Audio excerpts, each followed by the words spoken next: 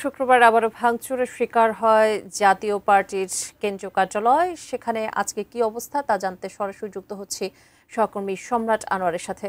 আপনারা জানেন যে গতকাল সন্ধ্যার দিকে যে ঘটনাটি ঘটেছে, জাতীয় পার্টির কাকরাইলের যে কার্যালয়, আমার পেছনে যে কার্যালয়টি আছে সেই কার্যালয়টি ভাঙচুর করা হয় এবং আগুন দেওয়া হয়। তার পরবর্তীতে আমরা দেখেছিলাম যে রাতের থেকেই এখানে বিপুল সংখ্যক পুলিশ মোতায়েন করা হয়েছিল এবং সেই পুলিশের মোতায়েন করা পুলিশ এখানে আমরা দেখেছি। আজকেও সকাল থেকে এখানে দেখছি যে পুলিশ মোতায়েন করা রয়েছে এবং রাজনৈতিক যে নেতৃবৃন্দ তাদের মধ্যকার কাউকেই আমরা অন্তত আজকে সকালে এখানে এসে পাইনি।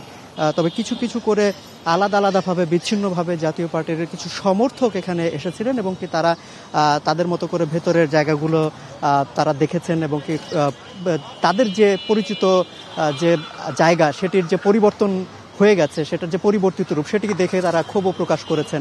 আবার অন্যান্য দিক থেকে আমরা দেখেছি যে সাধারণ জনগণের উপস্থিতি এখানে সকাল দিকে বেশ ছিল, যদিও এখন তাদের উপস্থিতি তুলনামূলক কম। তবে তাদের যে বক্তব্য, তারা যেটি জানিয়েছেন যে আসলে বাংলাদেশের যে রাজনৈতিক যে একটা পরিবর্তন তারা চাইছিলেন, সেই পরিবর্তনটা হয়তো তারা দেখতে পাচ্ছেন না কিংবা পাবেন না, সেই বিষয়টি তারা এখানে বারবার করে বলছিলেন।